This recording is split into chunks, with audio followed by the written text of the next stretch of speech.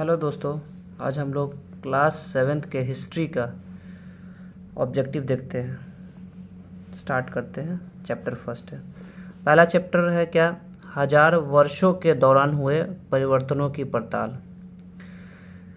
ये चैप्टर में कितना ऑब्जेक्टिव है, जो हम लोग एनसीईआरटी पढ़े थे उसमें जितने भी ऑब्जेक्टिव बनते हैं उसमें हम लोग वो सब हम लोग इसमें पढ़ेंगे। फर्स्ट क्या है कि मध्यकाल में विदेशी शब्द प्रयुक्त होता था। ये बोला मध्यकाल में विदेशी शब्द प्रयुक्त होता था। पहला, गांव में आने वाला कोई भी व्यक्ति जो अनजान हो।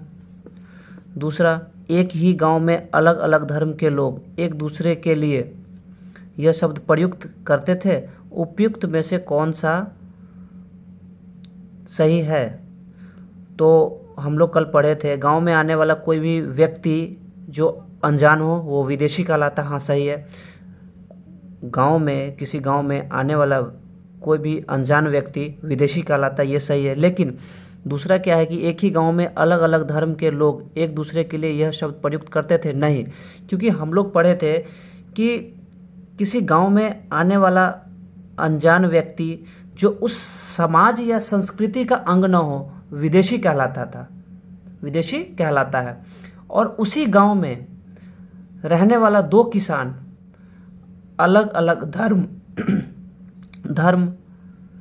जाति के अलग अलग धर्म या जाति का हो, फिर भी वो एक दूसरे के लिए विदेशी नहीं कहलाते हैं। इसीलिए कथन एक सही है, मतलब केवल एक सही है। Answer A. अब इसमें क्या लिखा है ये देख लेते हैं। मध्यकाल में किसी गांव में आने वाला कोई भी अनजान व्यक्ति जो उस समाज या संस्कृति का अंग न हो विदेशी कहलाता है। ठीक है। ऐसे व्यक्ति जो हिंदी में परदेशी, इसको विदेशी को हिंदी में परदेशी बोलते और फारसी में क्या बोलते हैं? अजनबी बोलते हैं।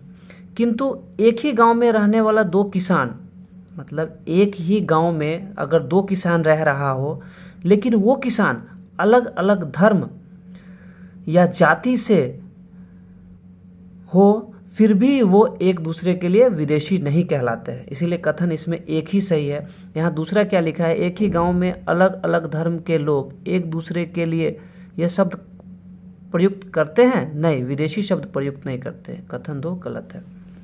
क्वेश्चन नंबर 2 चलते हैं। दूसरा है, मध्यकाल में समाज के अंदर एक नए वर्ग का विकास हुआ। कौन सा वर्ग का विकास हुआ था? राजपूत का हुआ था। निम्नलिखित में से कौन से समूह वर्ग इसमें शामिल थे? देखिए, इसमें जो एक राजपूत शब्द आया जो मध्यकाल में, राजपूत मतलब क्या होता है? राजा का पुत्र होता है। ठीक है, राजा का पुत्र होता है। तो इसमें पहले क्या था कि केवल राजा ही इसके अंतर्गत आते हैं। उसके बाद सामंत आने लगे, फिर सामंत के बाद फिर सैनिक आने लगे, फिर सेनापति आने लगे। मतलब इसमें तीनों कथन सही है। कथन 1, 2, 3 सही है। D answer. तो अब इसमें क्या लिखा है ये देखते हैं। मध्यकाल में जिन समुदायों का महत्व बढ़ा उनमें राजपूत प्रमुख थे। मध्यकाल में क्या था कि राजपूतों का प्रभुत्व काफ़ी बढ़ा। राजपूत अर्थात राजा का पुत्र। राजपूत का मतलब होता है राजा का पुत्र। 8वीं से 14वीं सदी के बीच यह नाम आमतौर पर योद्धाओं के समूह के लिए प्रयुक्त होता था जो क्षत्रिय वर्ण होने का दावा करता था। मतलब जो 8वीं और 14वीं सदी है, 8वीं और 14वीं सदी में ये जो राजपूत शब्द है ना, केवल योद्धाओं के लिए ही प्रयुक्त किया जाता था जो कि क्षत्रिय वर्ण से होते थे। लेकिन राजपूत शब्द के अंतर्गत केवल राजा और सामंत वर्ग ही नहीं, केवल राजा ही नहीं और सामंत ही नहीं, बल्कि सेनापति और सैनिक भी आते थे। ठीक है, इसीलिए कथन डी सही है। मतलब सामंत भी आते थे राजपूत के अंतर, सेनापति भी आते हैं और सैनिक भी आते हैं। अब क्वेश्चन नंबर 3 पे हम लोग देखते हैं। मध्यकाल में रहट का प्रयोग किस कार्य के लिए किया जाता है? अब रहट का प्रयोग सिंचाई के लिए किया जाता है। कथन ये सही है। सूत कताई के लिए नहीं होता था। बारूद वाले हथियार बनाने के लिए भी रहट का प्रयोग नहीं होता था। मिट्टी का सामान बनाने के लिए नहीं। मतलब कथन ये सही है। मतलब मध्यकाल में रहट का प्रयोग सिंचाई के लिए किया जाता था। रहट का प्रयोग किसके लिए किया जाता है? सिंचाई के लिए किया जाता था। क्वेश्चन 4, निम्न कथनों पर विचार कीजिए।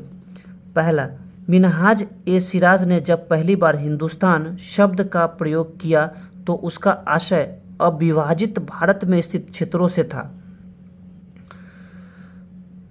ये कथन अविभाजित भारत में स्थित क्षेत्रों से था। दूसरा क्या है, बाबर ने हिंदुस्तान शब्द का प्रयोग इस उपमहाद्वीप के भूगोल, पशु पक्षी और यहाँ के निवासियों की संस्कृति का वर्णन करने के लिए किया। ये सही है, क्योंकि बाबर, देखिए बाबर जो एक मिन्हाज सिराज ने हिंदुस्तान शब्द का प्रयोग किया, दूसरा बाबर ने किया, तीसरा अमीर खुसरो ने किया था। तो क्या है कि जब बाबर ने मिन्हाज सिराज का प्रयोग किया, बाबर ने जब हिंदुस्तान शब्द का प्रयोग किया तो उसके अंतर्गत जो भारत का उपमहाद्वीप का जो भूगोल है, पशु पक्षी है और यहाँ के निवासियों की संस्कृति, यहाँ का जो निवासी है उसका संस्कृति क्या है उसके बारे में बताया। तो वो सही है, ये कथन 2 सही है। लेकिन ये जो बाबर ने इस शब्द का प्रयोग 16वीं शताब्दी में किया था। बाबर कब किया था इस शब्द का प्रयोग? 16वीं शताब्दी में किया था। और जो 14वीं शताब्दी में अमीर खुसरो ने हिंदुस्तान शब्द का प्रयोग किया वह लगभग बाबर से मिलता जुलता है। ठीक है, अब हम देखते हैं 13वीं सदी में जब फारसी इतिहासकार मिन्हाज सिराज ने हिंदुस्तान शब्द का प्रयोग किया।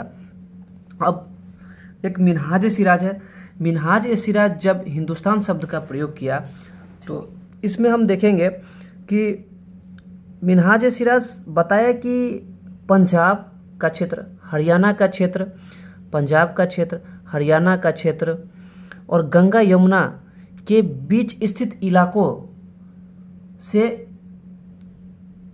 है। और अगर इसका राजनीतिक अर्थ में ले, जो मिन्हाज सिराज हिंदुस्तान शब्द का प्रयोग किया, अगर राजनीतिक अर्थ में ले तो क्या है कि दिल्ली सल्तनत का जितना भी क्षेत्र है वो हिंदुस्तान कहलाता है। लेकिन दिल्ली सल्तनत क्या था? दिल्ली सल्तनत का प्रसार धीरे धीरे बढ़ता गया। जब दिल्ली सल्तनत का प्रसार धीरे धीरे बढ़ा तो क्या हुआ, उसका क्षेत्र भी बढ़ता गया, दिल्ली सल्तनत का क्षेत्र भी बढ़ता गया। जब दिल्ली सल्तनत का क्षेत्र बढ़ा फिर भी क्या हुआ, दक्षिण भारत का समावेश कभी भी हिंदुस्तान में नहीं हुआ। ठीक है, तो अब हम इसमें क्या लिखा है ये देखते हैं। उसने इस शब्द का प्रयोग राजनीतिक अर्थ में उन इलाकों के लिए इस्तेमाल किया था जो दिल्ली सल्तनत के अधिकार क्षेत्र में आते थे। ठीक है, 5वां अब हम लोग देखते हैं। निम्न कथनों पर विचार कीजिए।